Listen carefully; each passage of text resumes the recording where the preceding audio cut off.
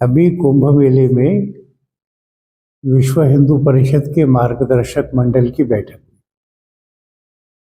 देश के सब मत पंथों के 250 बड़े संत वहां पधारे थे।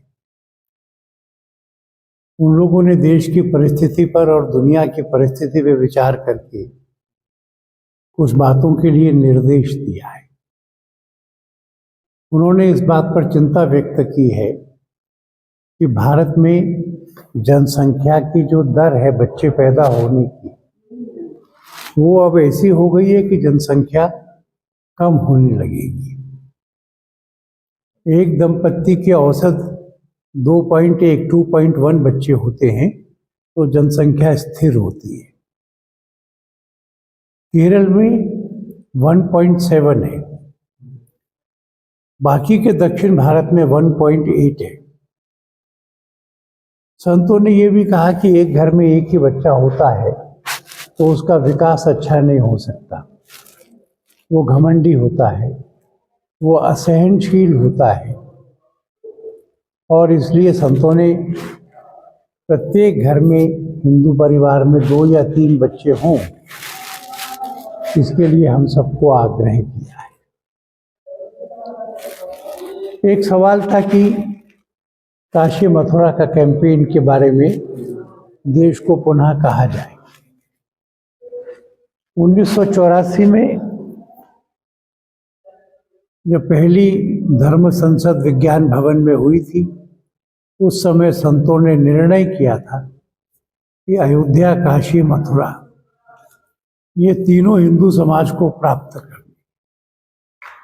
अयोध्या प्राप्त हुआ है और हम सब ने इस संकल्प को दोहराया है कि काशी और मथुरा, इसको संविधान के अंतर्गत के सब तरीकों का इस्तेमाल करके हिंदू समाज को यह वापस लेना ही है। एग्जैक्टली क्या करना चाहते हैं? वापस लेने का क्या तात्पर्य है? वापस लेने का तात्पर्य ये है कि कानून की प्रक्रिया पूरी करके वहाँ की जो मस्जिद बनी हुई है या ईदगाह बनी है, उसको सम्मान से कहीं शिफ्ट करें और उस स्थान पर जहाँ पे कृष्ण का जन्म हुआ था या जहाँ पर आदि विश्वेश्वर भगवान की मूर्ति थी, वो था शिवलिंग, वो वहीं पर दोबारा से स्थापित किया जाए। आप आपका बदलाव करें, मैं बताऊँगा, आप बाकी सुन लो मेरा।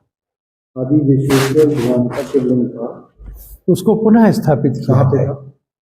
ये काशी विश्वनाथ में जहाँ ज्ञान वापी है वहाँ पर, और कृष्ण की जन्मभूमि मथुरा में। हाँ, जहाँ जेल खाने में जन्म हुआ था, जी। अभी वहाँ ईदगाह है, उसको वापस लेना ही है। तीसरा विचार ये किया है कि और ये काशी में जो आदि विश्वेश्वर शिवलिंग था वो कहाँ पे था? जहाँ पर अभी ज्ञान वापी नाम की मस्जिद खड़ी है। औरंगजेब ने वो मंदिर तोड़वा करके उसके ऊपर मस्जिद बनवा दी। तो ये ईदगाह और मस्जिद को यहाँ से शिफ्ट करके और वापस रिक्लेम करना चाहता है हिंदू समाज। उसके लिए आप क्या किस तरह की मुहिम चला रहे हैं? कोर्ट में मुकदमा चल रहा है। अच्छा, हम उस मुकदमे की देखभाल करेंगे, पैरवी करेंगे। वो तो जैसे आपने कहा वो तो चल ही रहा है। अभी आप अपनी तरफ से और क्या प्रयास? और अभी नहीं करेंगे। अभी कोर्ट में जो चल रहा है उसका ध्यान रखेंगे, उसके पीछे लगेंगे। तीसरा विषय ये है कि 1817 में ईस्ट इंडिया कंपनी के राज में पहली बार हिंदू मंदिरों को सरकार ने अपने कब्जे में ले लिया था। उनको लगता था कि ये मंदिर, हर मंदिर में गौशाला है, हर मंदिर में गुरुकुल, हर मंदिर में समाज की सांस्कृतिक गतिविधियों के लिए स्थान, परिवार के सुख और दुख की जगह, झगड़े निपटाना, तो हिंदू समाज को जोड़े रखते थे मंदिर। इसको तोड़ने के लिए 1817 में पहली बार हमारे मंदिर सरकार के पास चले गए।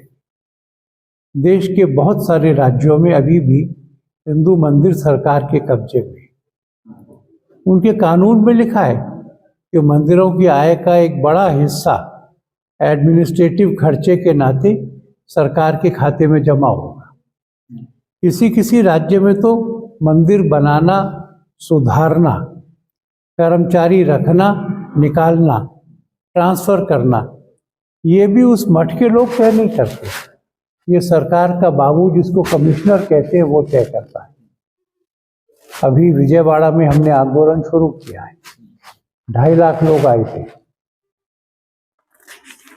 देश भर में इस आंदोलन को तेज करके हिंदू समाज अपने मंदिरों को अब वापस लेगा।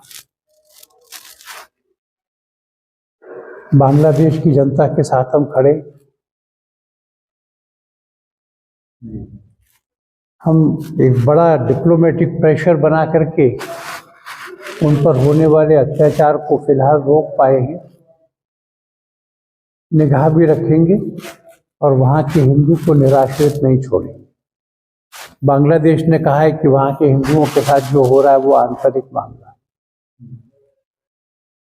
मानव अधिकारों का दमन किसी देश का आंतरिक मामला नहीं हो सकता। हम सरकार को भी कहेंगे कि वो जागृत रहे और हिंदुओं की सुरक्षा करे। ये वो 4 विषय थे जो मैं आपके सामने रखना चाह रहा था। आपने मेरा नाम पूछा, मैं आलोक कुमार हूँ, विश्व हिंदू परिषद का केंद्रीय अध्यक्ष।